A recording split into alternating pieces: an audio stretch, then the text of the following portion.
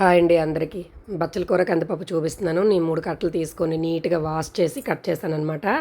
ఈ బచ్చల కూర మనకు సంవత్సరం అంతా దొరుకుతుందండి. ఒక టీ గ్లాస్ కందిపప్పు వేసుకొని నీట్‌గా ఇదిగోండి ఒక 4 విజిల్స్ వేసుకున్నాననమాట. నేనైతే పసుపు వేయలేదు.